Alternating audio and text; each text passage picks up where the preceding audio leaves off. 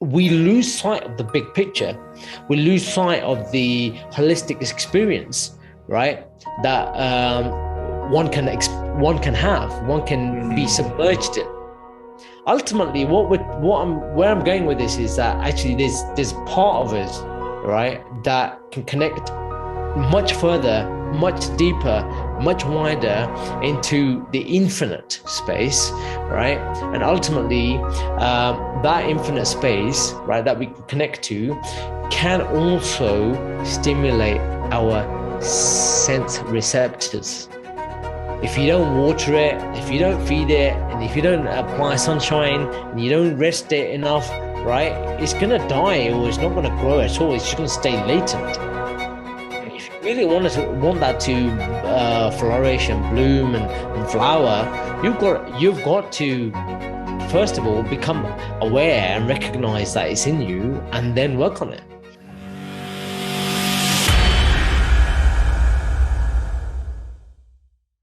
Welcome everybody to another Martial Mind Power podcast. I'm Jatinder with Sifu Lak, and we're going to be dropping some more wisdom bombs for you today. So Sifu Lak, as always, how you been? Very well, thank you. Very well. All is well in my world. How's everything in your world? All 50-50, 50-50. I think, I think you should call a friend. My interpretation of the 50-50 is balance. Yeah. Always a smart response, isn't it? All right, Sifu, let's go to the amazing book, The Art of Thinking Without Thinking. And we do our flick to see what page and topic comes up this week. So 1 second. Do you want to say stop? You do it, man. Stop. Okay. Let's see what we got. Here we go. Oh. Page 494. Atomised Relationship. 494. Okay. Atomized relationship. Atomized. Yes, you're right. All right. So atomized relationship is a picture of a white jigsaw puzzle, right, with one piece missing, and that one piece is just colored in black. Okay. So a white jigsaw puzzle that's all put together, but one piece is missing and it's just got a black background to that. So all right. So all right, now that you picked it, what do I think? What do you think? What came to you when you first kind of thought about that? Oh, interesting. Yeah, very interesting. This is what I love about the koans is that, it's like you said, there's no right or wrong answer. It's just, what does it come up for you? Okay, so when I read that, I had a little feeling in my solar plexus. So that could be my heart linking to relationships, possibly, right? And then I thought it said automated, but obviously it's not automated, it was atomized. So atomized relationships would, what's coming? I'm trying not to think, but feel.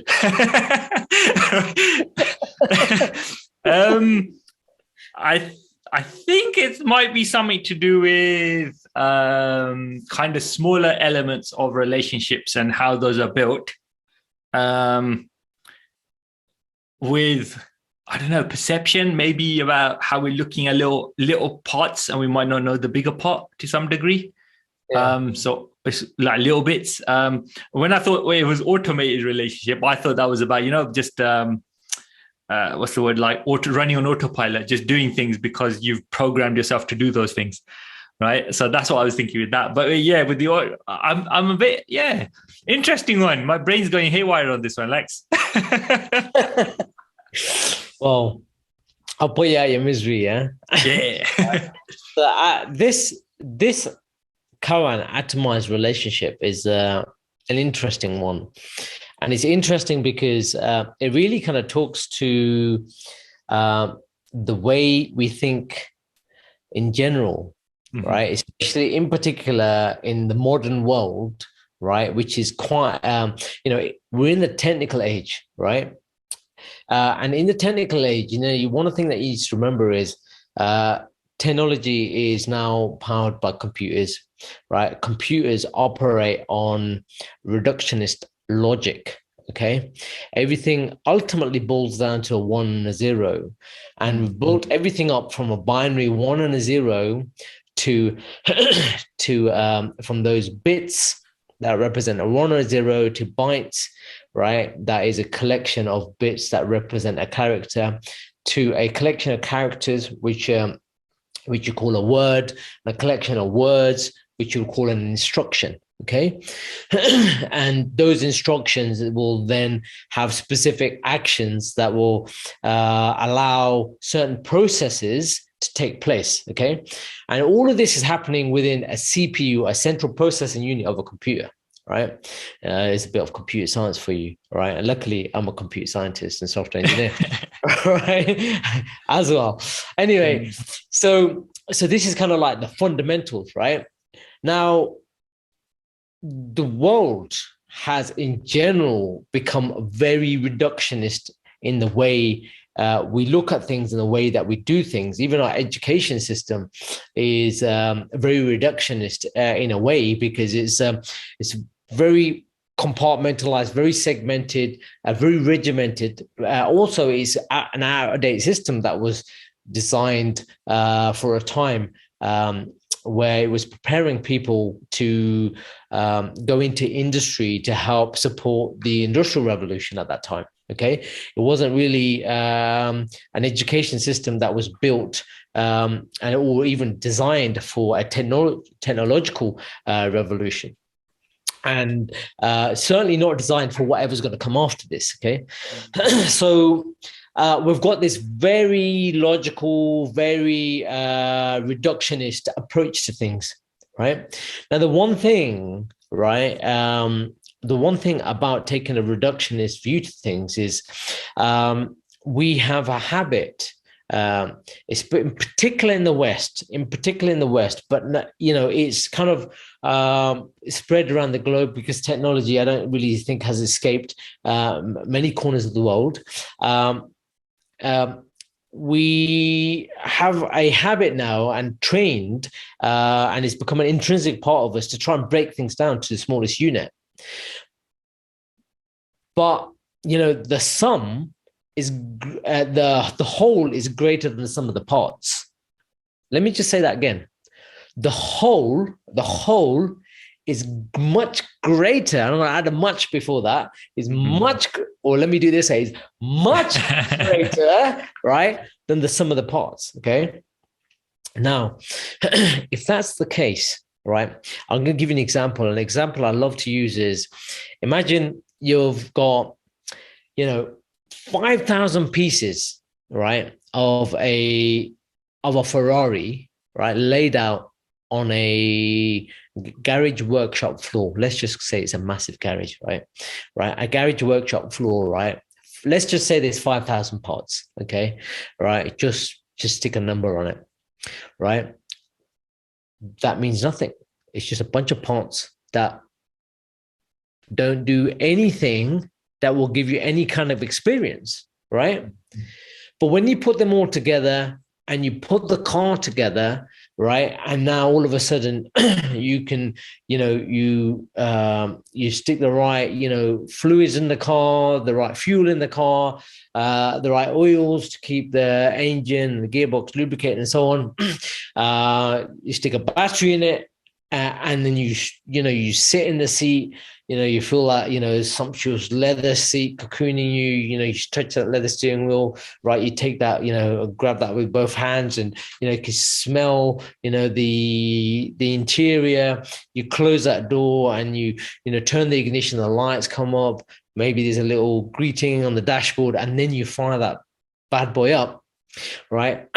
A whole new thing's going to happen, right? You're going to start to experience something that 5,000 parts on a garage workshop floor will never give you. And you haven't even drove it yet, okay? It's just starting it, just looking at the whole put together. And then you've got the driving experience. All of those things are much greater much greater than those 5,000 parts laid out on a garage workshop floor.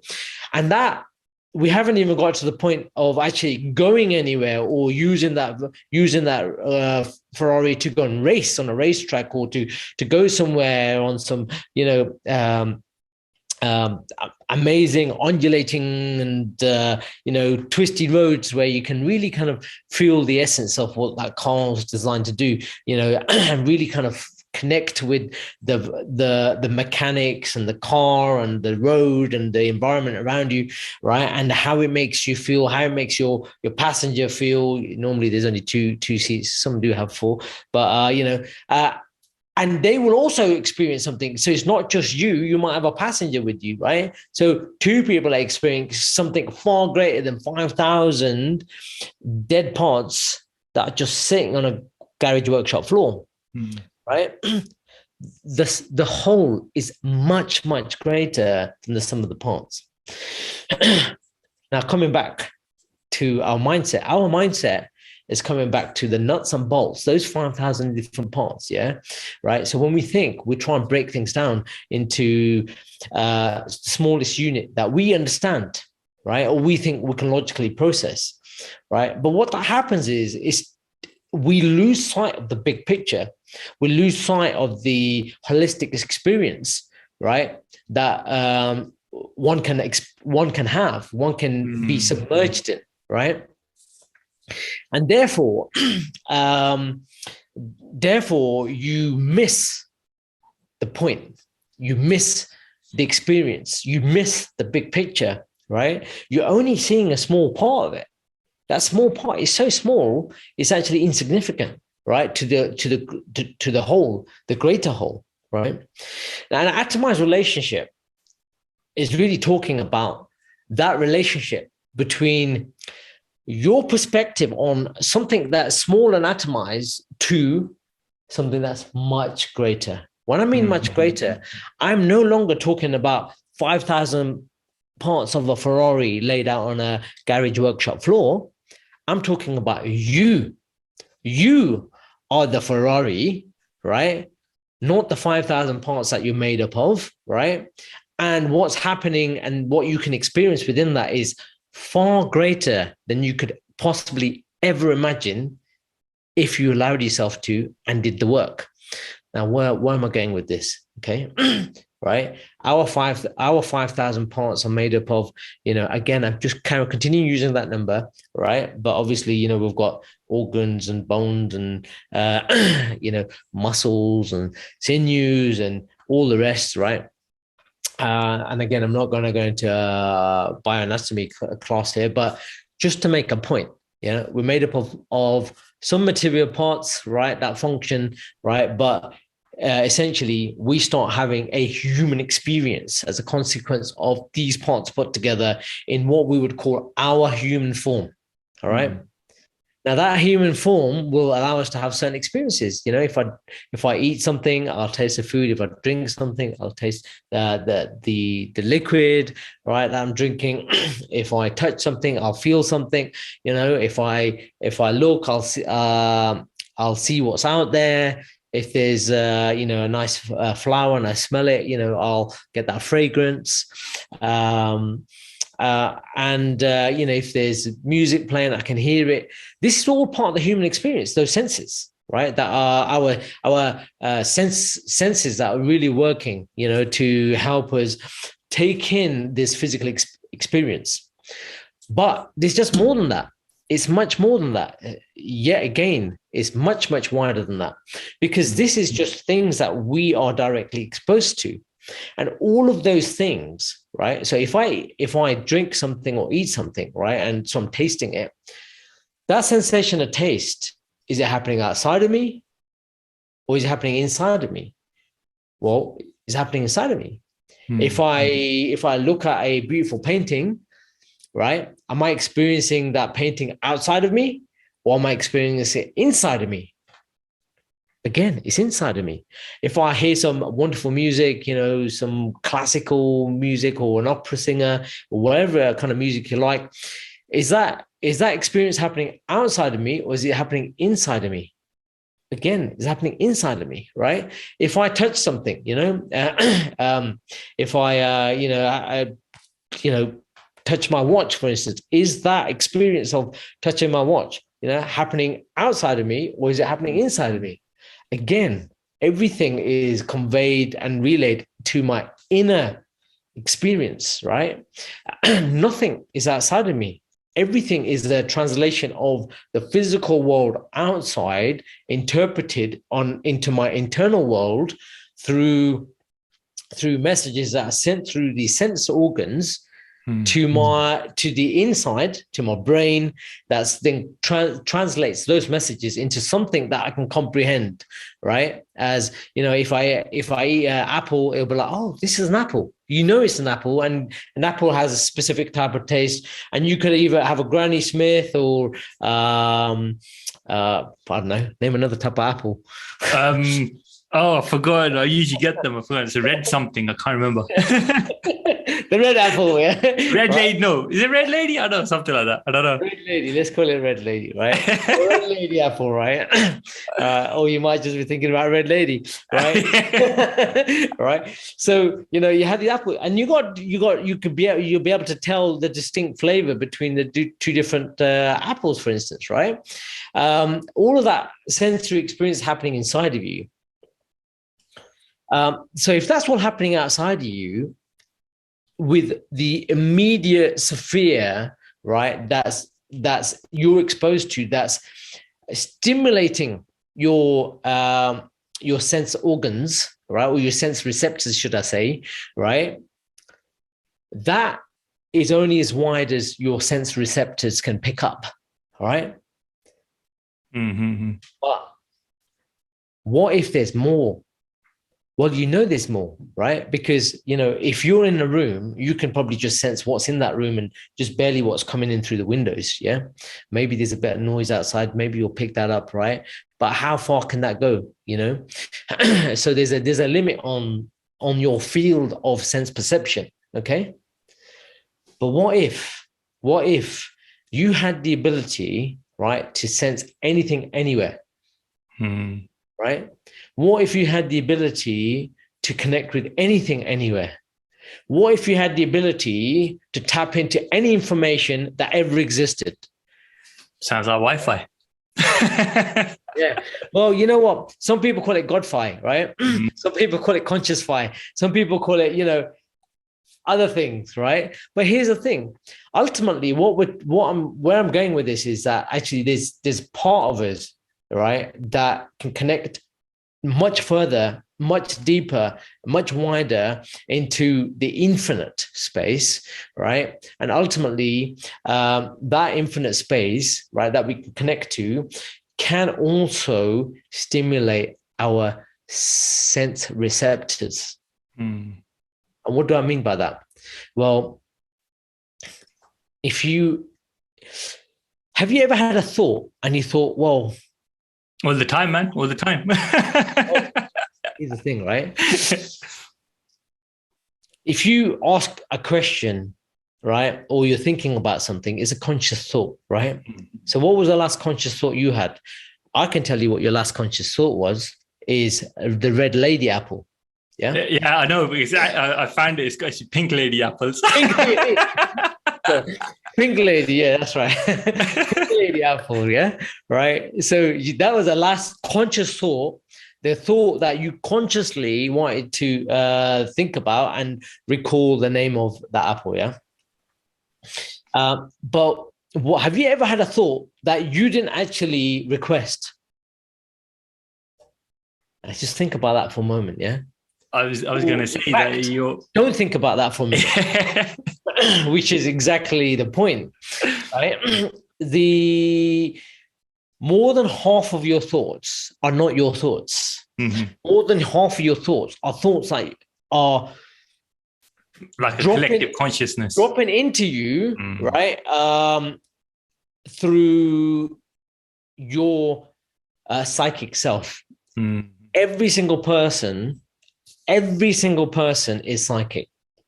Right? I often wonder about that, Lex, because you mentioned that, and like there's been times when I've had like dreams, for example, I'm lying down in a dream and it's not me, it's somebody else, or I'm in a different environment to something, and I'm thinking, okay, have I seen this in the TV the last few days, or is this like actually going on somewhere else in in some other part of the world or something? And it's really bizarre because it doesn't make sense, because it's like, why would I be in somebody else's body or something, right? It's weird. And I wake up and I'm thinking, did my brain just make that up, or did I tap into something which is similar to that? Because it's like radio waves, it's going on all around us, right? So it's interesting you say that. No, and that's precisely the point, right? Now, for the listeners and viewers, have you ever had deja vu? Right? Now, you didn't consciously conjure that up, right? But what you did do when it happens for real is remember that you already lived that experience. You literally feel like you've lived that experience. And most people say, I've been here before. Right? I've done this before. Oh shit, it's deja vu. But Lax, have you ever been in a situation where you've had a deja vu and you've actually predicted what's going to happen and it's happened? That happened with me once. I remember I came out of my training with my friends. We're talking about deja vu. We got outside, and literally had a deja vu. And I said to my friend, man, it feels like I've done this before. It's weird. It's like your dad's car's going to come from that side and he's going to pick it up. He's going to pick you up. And literally his dad comes from that side in the car to pick him up. And he just looked at me like, what the hell just happened? I said, do not ask me, bro. I have no idea what happened. This is just weird. I just said what was, do you know what I mean? And it's like, that has wow. Is that something to do with getting really present to the situation? Is it like you said, you're picking up on thoughts? It's really interesting. That has happened to me. Yes. And now that I'm glad you shared your story, because it kind of really kind of triggered a certain part of a deja vu where you have the dream, let's call it the dream, right? Or dream state thought, which you're not thinking, is just kind of happening, is given to you. You're in it, you're living it. And when you're there, the moment's almost gone and you're like, in that, what's going to happen next. But you don't necessarily live that part of it. And then it happens for real and you live in it. And then intrinsically in your intuition, in your gut, that's going to happen. Just like you said, like your dad's car's going to come here in a moment, around the corner, and it comes, right? And you think, and your friend was like, wow, how did you know? Yeah. We all have that ability, right? And sometimes, when you have experiences like a deja vu, it's the greater whole experience that you're experiencing, right? Involuntarily is given to you as a gift to remind you of your greatness. That is a mind-blowing fact, right? That everyone at some point has had something like this. And there are some people that can do this all the time, right? Then, these are the people that actually have the gift to help other people with their psychic abilities, because their psychic ability is so strong, right? And then you've got, different aspects of, more advanced layers of work where you can become like a clairvoyant, or you could be a medium and so on. These are kind of more kind of advanced aspects of this, but not everyone can be a medium, not everyone can be a clairvoyant, but everybody's psychic, 100%. How do I know this? Because my mediumship teacher told me this, right? For those of you that don't know, I'm a trained medium, right? And constantly practicing. I don't, do mediumship work on a commercial basis, or really do much of it for other people at all. I do it for myself to connect with my spirit guides, just for the record. Okay. Yeah. Why? And here's the thing on that, though, Lex, is that you might have some listeners that think, okay, well, there must be some sort of explanation and whatnot. There might be scientists behind this, or all this kind of thing. And it may well be the case, right? But the thing is, it happens. Like, there's so many people that you interact with that have these experiences, and not everybody can explain them. Some people can explain them, but these things happen. So if they're happening, it can't be made up. It can't, I admit there'll be situations where people do it deliberately, and there's like all this, the kind of darker side where people use it for manipulation and whatnot. But the thing is, there are elements of it where it does actually happen.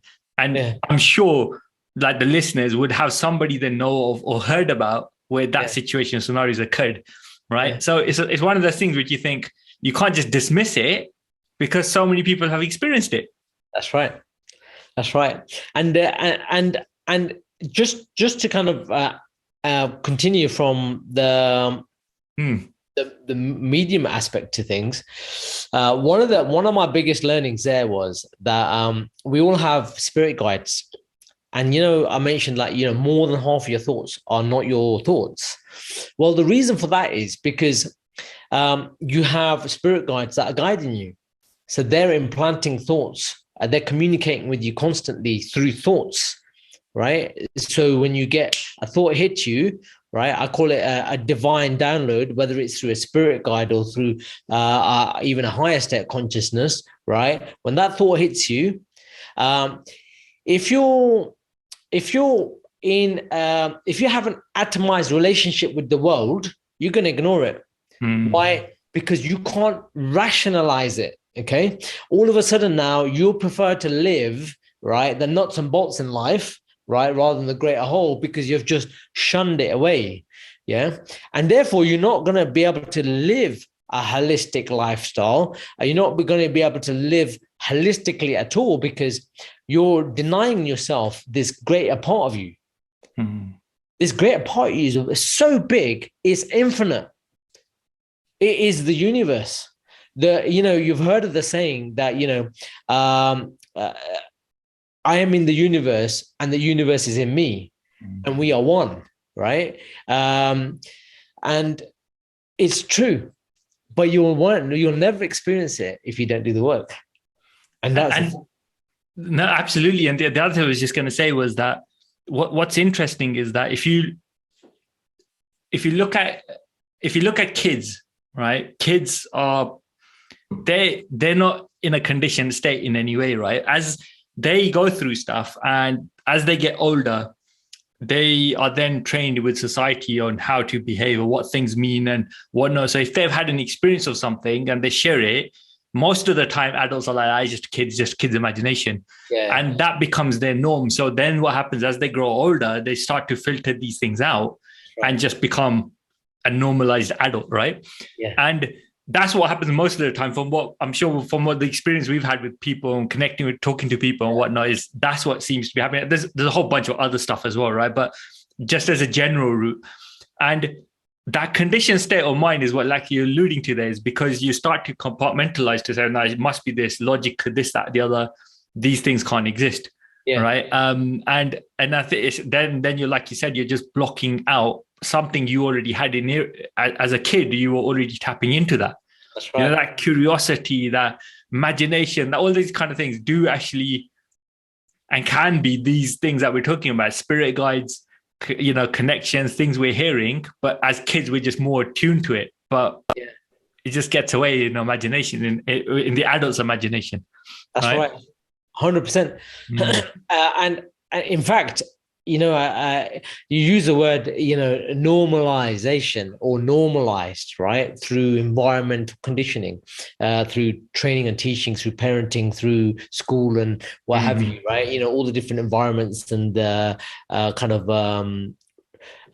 trainings and teaching processes that you're subjected to. While you mentioned normalized, the word that hit me was, or normalization, the word that hit me was, this is abnormalization. Right? It's complete abnormalization, because what's happening is, in fact, it's almost like you're chopping limbs off and you're becoming less and less and less. Right? And this is one of those situations where less is not more. Right? In fact, you're born with all the resources you need right from the beginning. right? And there's an amazing study that was done. And again, this is just around how environmental conditioning or conditioning through, and this specific example is conditioning through school, how it affects children. And I can't remember the exact reference to this study, but I do remember the study in my mind vividly, right? That there was a study that was done with children, and they took the children, I think it was from the age of about 5, right?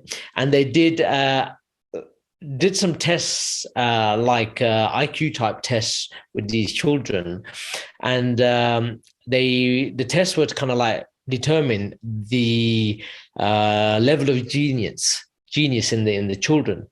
And again, I don't remember the size of the study. In other words, how many children were part of this study, but it was an official scientific study that was done, right?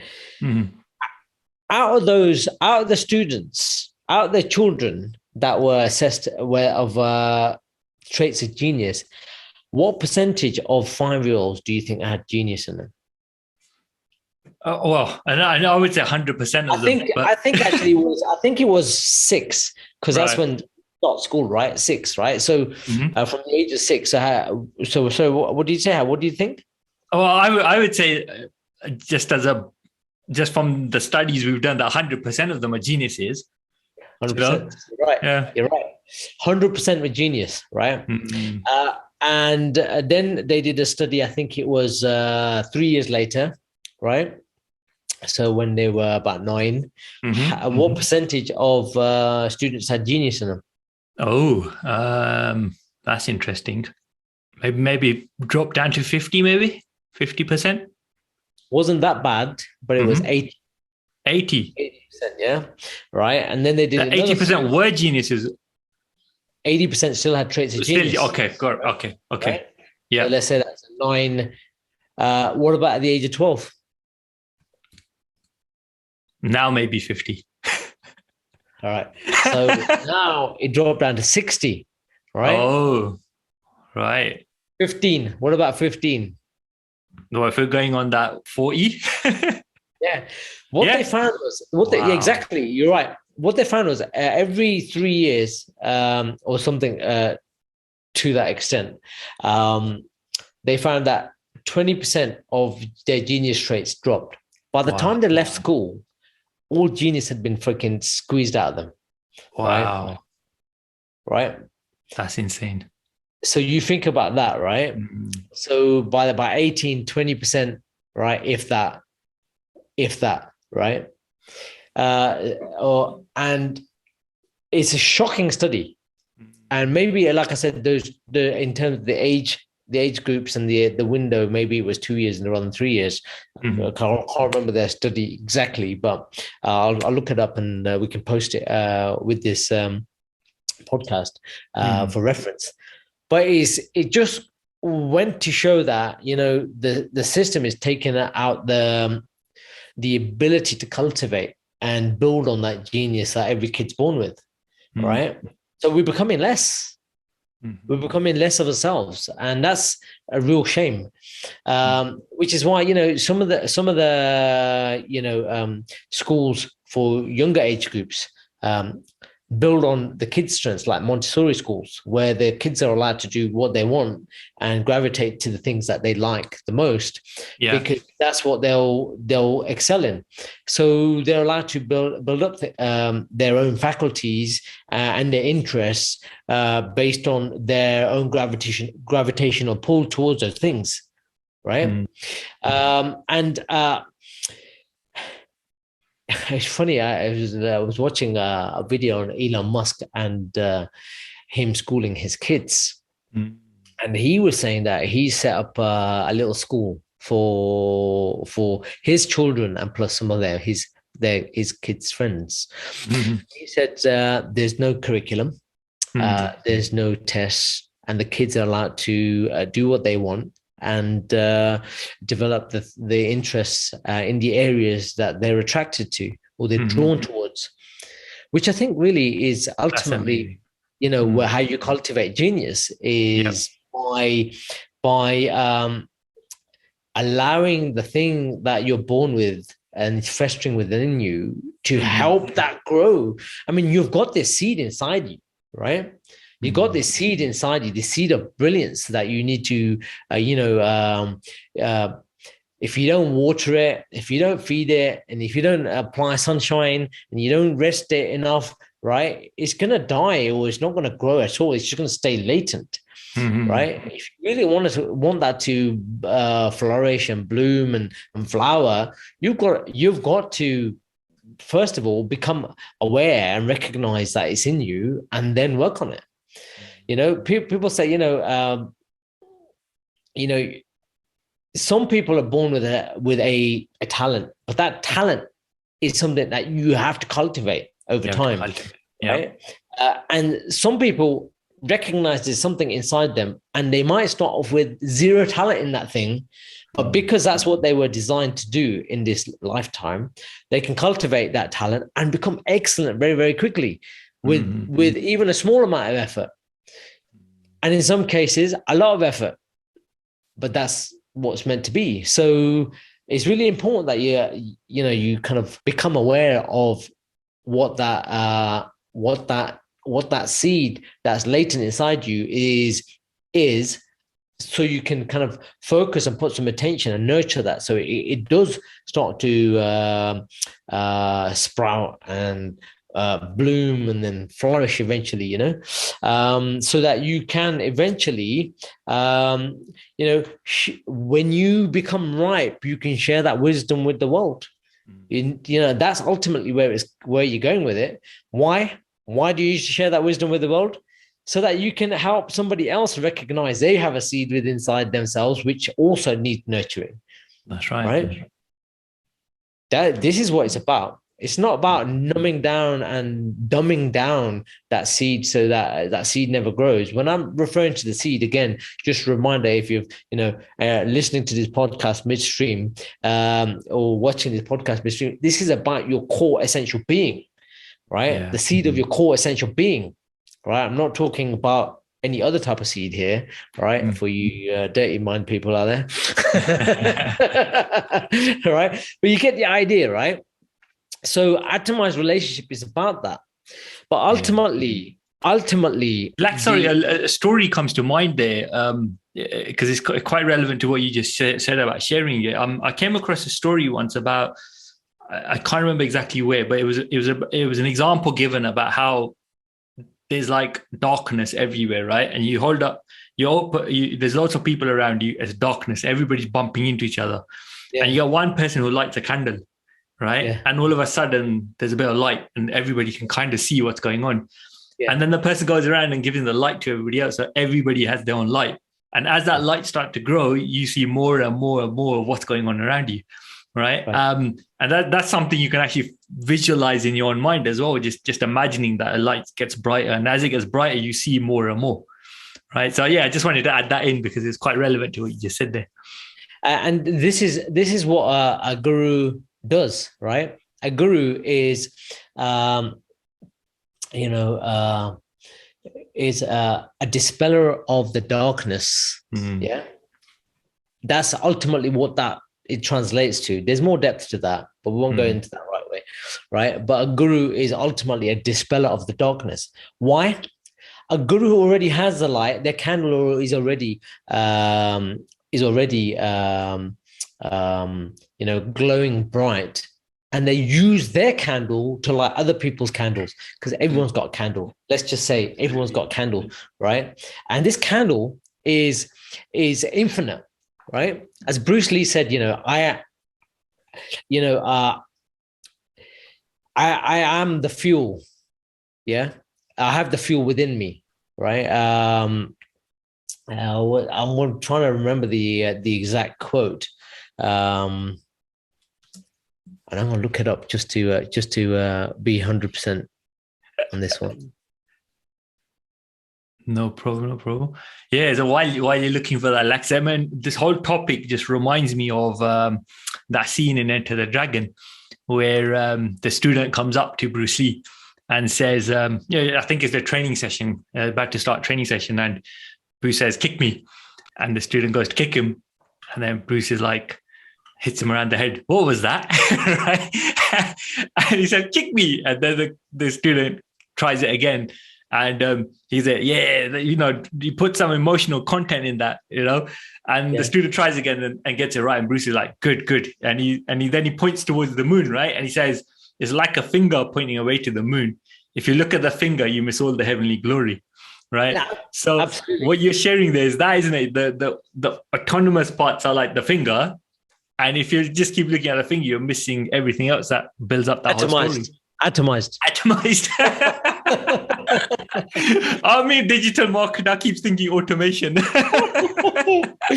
All right, I've looked up the quote. All right, I just wanted to, state the quote verbatim, because I remember the bits that are specific for the essential teaching that I'm trying to share, but I wanted to kind of share the whole quote, and it's a bit of a longer one, right? So it says, this is a Bruce Lee quote. He says, "The medicine for my suffering I had within me from the very beginning, but I did not take it. My ailment came from within myself, but I did not observe it until this moment. Now I see I will never find the light unless, like a candle, I am my own fuel." Yeah. So here's the thing. Like a candle, I am my own fuel. When you say something like, I am my own fuel, therefore that candle never runs out. And that's probably some of you thinking, well, candle eventually runs out wax and that's it, you're done, right? Well, no, you are your own fuel, okay? So when a guru lights your candle, right, that's it. You then have, like an Olympic torch, right, the responsibility to keep that torch lit for eternity, right? Right? For the rest of your existence. Because guess what? That candle never went out in the first place. You just forgot it was there. Yeah. And actually, this takes us on to the final part of this teaching, which is really, once your light has been lit, then there is an ethereal experience that you can tap into and start to envelope and submerge yourself within. And that is this Sanskrit idea or Sanskrit word called Sat Chitananda, right? Sat means true or brilliance, okay? Chitta means consciousness and Ananda means bliss, right? So you can refer to this as true consciousness bliss or brilliance consciousness bliss, okay? Now, I just want to kind of draw and I can give you a bit of a reference to what Satchitananda, right, relates to. Now, that time, like, you're happy and you're, all gleeful and so on. But then that happiness just goes piff, puff, puff and disappears and you're unhappy, right? Well, happiness, you can switch it on, you can switch it off, all right? All right? This is the problem with happiness, right? Happiness is a state. You listen to a happy song, you get happy. You listen to a sad song, you get sad, right? Simple. It's an on-off switch. You have to decide whether you want to be happy or sad. Sometimes you choose to be pissed off, right? That's your choice.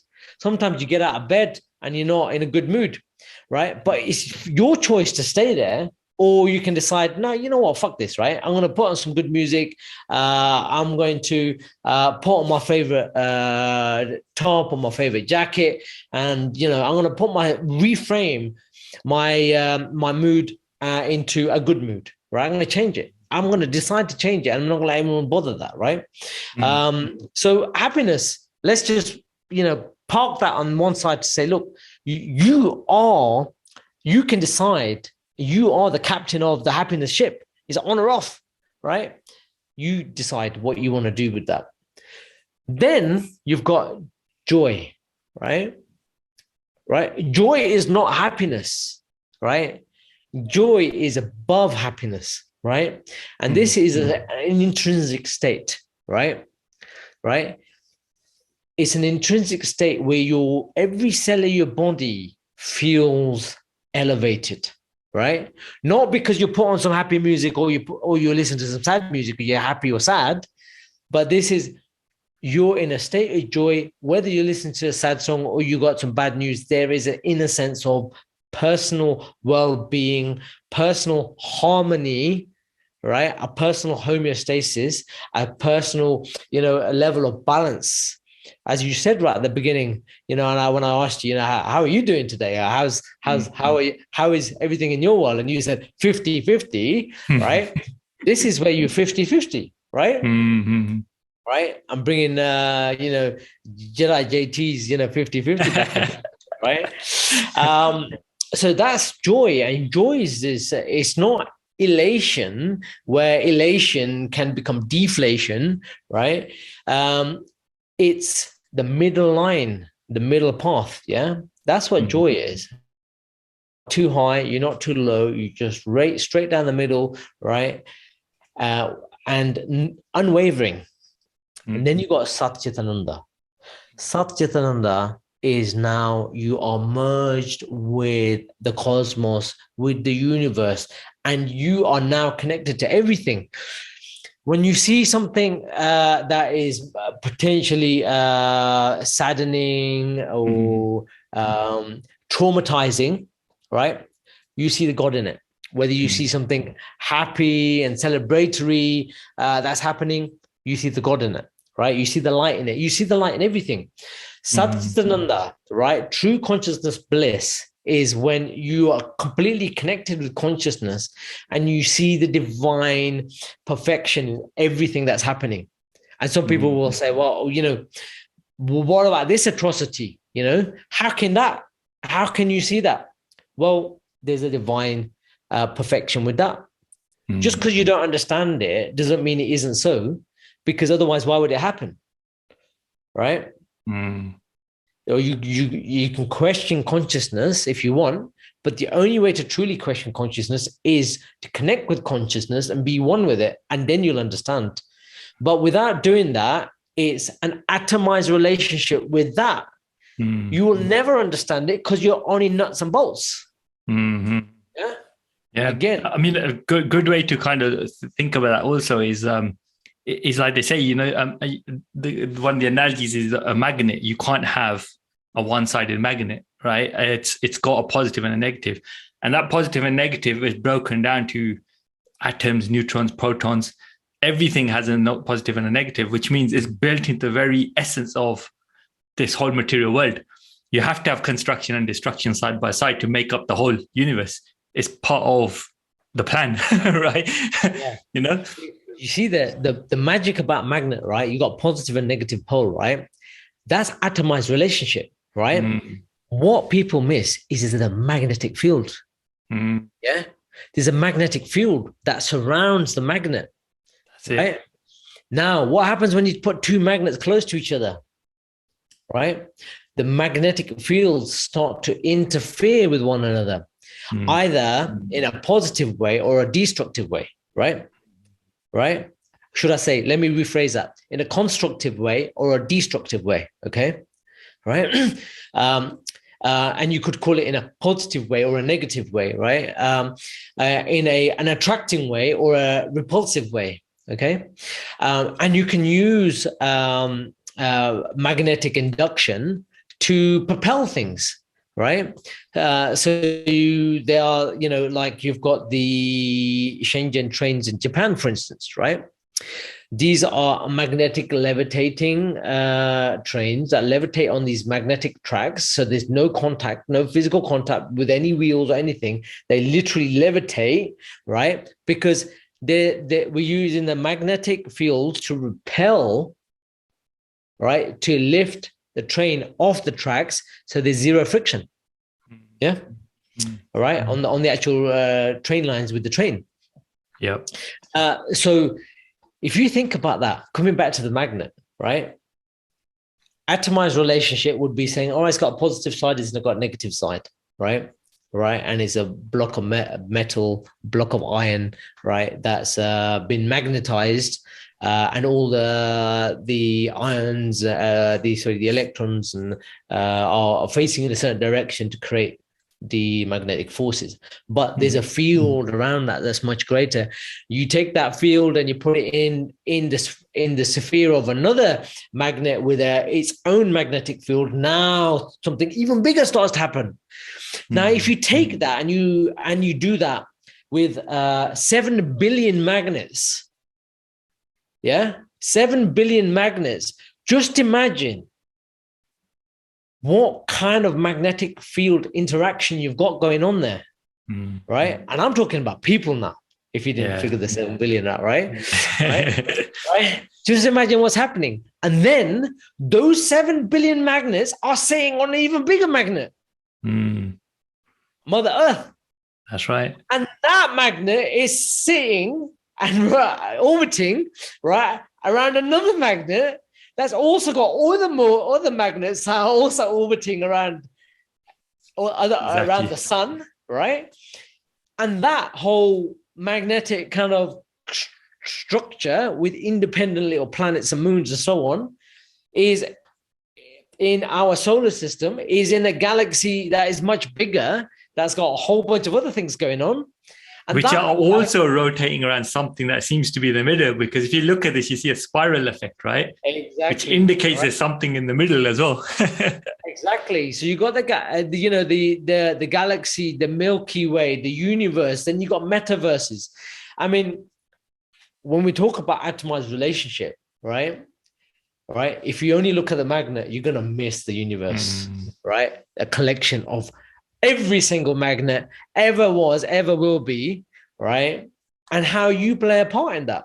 That's and because you are a magnet within an infinite number of magnets, guess what? You can connect to any single magnet you want. Why? Because you always had the power to do that. Your magnetic field can connect to any other magnetic field you want. You can tune into it. So that's what atomized relationship's all about. And I hope that gives you some food for thought, right? And also, more importantly, some food for thoughtlessness. All right. Absolutely. So before I read the actual koan, did you want to add anything else to that, JT? I just want to say there's a quote that comes to mind from Gurbani, which is Sikh scriptures, and it says, "Man tu jyoti swarup hai, apna mool pashan." So that's basically saying, oh, mind, you are the embodiment of the divine light. Recognize your roots, right? So the word jyot means light. So you got light within you. It's the embodiment of all the other light. Recognize what you are. Amazing. That's amazing. Wow. And I think that was Guru Amar Das Ji who said that. Wow. I believe. Could be wrong. That's a wisdom bomb right there, man. Yeah, definitely. That's a mind-blowing wisdom bomb. I mean, the thing is that the beauty in what you just shared there, JT, and thank you so much for sharing that, is that all of this knowledge, all of this wisdom has always been around. Exactly. It's with us right now. But if we don't make the effort to seek it, we're not going to find it. Right? And we'll never know. We'll be none the wiser. And if this inspires you, right? If this inspires you, and more importantly, empowers you to take positive action towards, finding your jyot being the light, right? We've already been talking about candles and lighting other people's candles, right? You'll realize that this knowledge, this wisdom is universal. We're not, segmenting this is, a teaching from here, there, and everywhere. This is universal wisdom. This affects all of us, our one family here, Exactly. If it's like you said, if it's a divine light, that means it's everything. So we can't be segmenting it. There is no segmentation. Hence, there's no atomization. You cannot atomize it. So that takes boom. All right. Atomized relationship, right? So this is I'm going to read the koan, right, from the book. It's on page 494, right? 493 and 494. It says meditation is a process of becoming still so you can start listening to existence. And meditation is not so much your purpose, but the purpose of existence through you. And that is when you take inspired action, not ambitious action. Ambition destroys the world. I'm going to repeat that one. Ambition destroys the world. Vision and inspiration are not the products of thought. This is something subtler. This is an event in your consciousness. And for that to happen, you have to have the capacity to see it. If you use a reductionist, atomized way of thinking and look really hard, you will never see it. Meditation takes you to the source of thought, and you can start to see what it is without any perversion from the not self. And only then can you start to have experiences and visions of Sat Chitananda. Sat meaning brilliance, Chit meaning consciousness, Ananda meaning bliss. Brilliance, consciousness, bliss, or true consciousness, bliss. And take inspired action through which your natural purpose will surface and it will uplift you and anybody it touches. Okay. There you have it, guys. Uplift you and anybody it touches. Share the light. Share the light. Exactly. Share the light, man. Share the light. So this is going to come full circle on this one. So yeah, I hope you know that's been an enlightening one for you guys, and hope it's resonated with you in some way, shape, or form. Connected with you in some way, shape, or form. Maybe you see something here that is aligned with your vision and where you're going, and then just go and do the work, man. Go out there and get busy. Not being busy, Absolutely. Wow, there you go, folks. That's been another wisdom bomb from the amazing book, The Art of Thinking Without Thinking, which you can get hold of on Amazon or just go over to martialmindpower.com. And I think that's myself and Sifu Lak signing out for this week. Thank you very much, folks, and see you on the next one.